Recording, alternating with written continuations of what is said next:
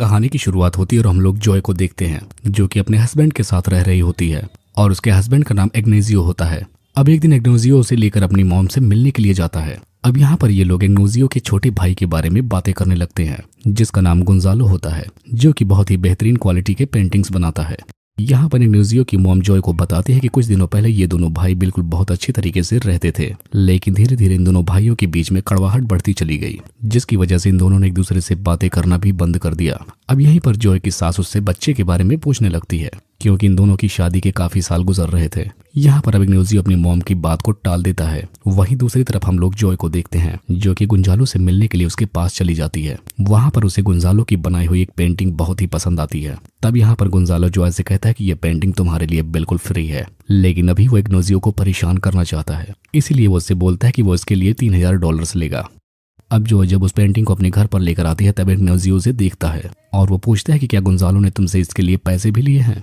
तब जो उसे बताती है कि हाँ, उसने $2000 मुझसे लिए हैं। और इस बात से इग्नेजियो को बहुत ही ज्यादा गुस्सा आता है क्योंकि इग्नेजियो हर महीने उसे पैसे भेजता रहता है, लेकिन फिर भी इस पेंटिंग के लिए उसने उससे पैसे लिए।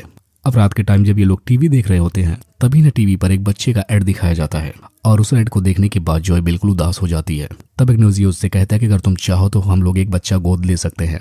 तब जॉय कहती है कि उसे किसी और का बच्चा पालने का कोई शौक नहीं। अब वहीं अगले दिन गोंजालो जॉय को फिर से अपने पास बुलाता है और उससे कहता है कि वह उसकी पेंटिंग बनाना चाहता है, जिसके लिए उसे उसके कुछ फोटोज भी लेने पड़ेंगे। और यहीं से इन दोनों के बीच की कहानी शुरू हो जाती है। और अब जो यहाँ से जाने के बाद इग्नेजियो को गोंजालो के बारे में बहुत कुछ बताने लगती है।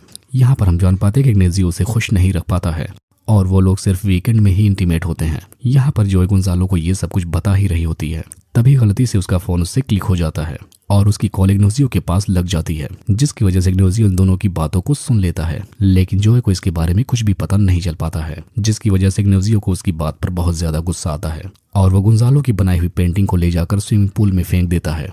अब जो जब नहाने के लिए अपने घर पे स्विमिंग पूल में जाती है तब उसे वहां पर वही पेंटिंग मिलती है और इस बात में लेकर अब इन दोनों के बीच बहस होने लगती है। अब अगली बार जब गोंजालो जॉय को अपनी पेंटिंग्स दिखाने के लिए उसे बुलाता है तब जॉय से ये सारी बातें उसे बताने लगती है और ये सब बताते हुए वो थोड़ी इमोशनल भी हो जाती है और इस बात का फायदा उठाकर गोंजालो उसके काफी करीब आने लगता है, जहाँ पर गोंजालो से किस भी करने की कोशिश करता है, लेकिन ऐसा करने से जॉय उसे मना कर देती है।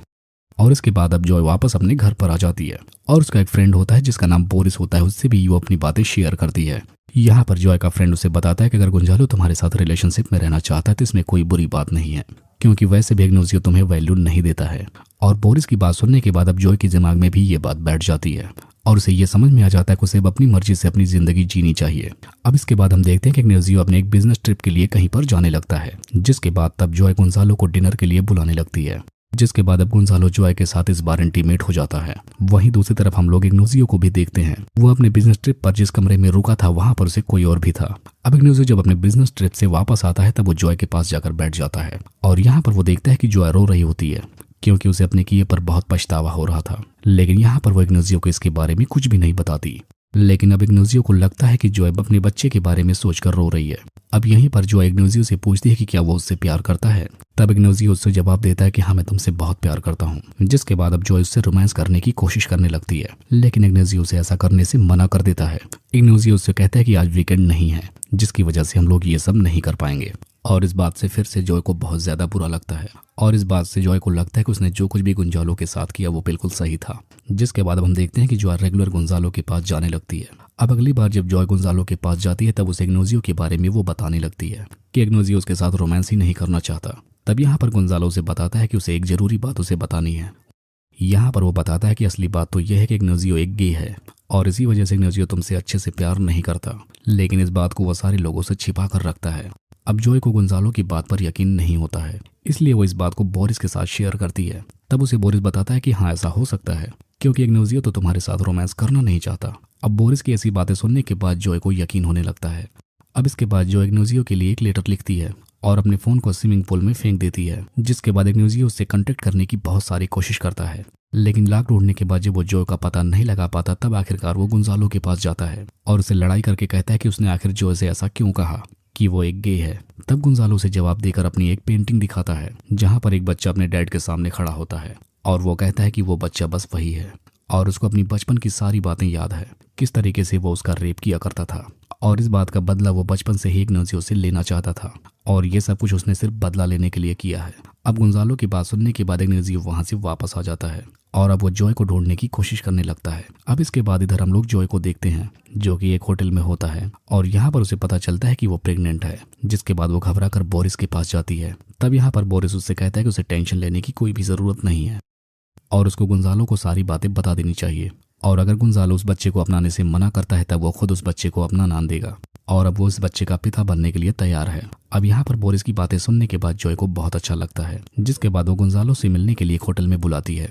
लेकिन वो लोग जहाँ पर मिलने वाले थे वहीं पर इग्नासियो की भी एक मीटिंग होने वाली थी और जब गोंजालो जॉय से मिलने के लिए इस होटल में आता है तभी इग्नासियो उसे देख लेता है, जिसके बाद वो उनके पीछे जाने लगता है और वो उसके रूम के बाहर खड़े होकर उनकी बातों को सुन रहा होता है। यहाँ पर हम देखते हैं कि गोंजालो जॉय की प्रेगनेंसी वाली बातों को सुनने के बाद काफी अपसेट हो जाता है, क्योंकि गोंजालो उससे कहता है कि ये बच्चा उसका नहीं हो सकता, क्योंकि उसे ऐसा लगता है कि जॉय शायद किसी और के साथ भी सोती थी।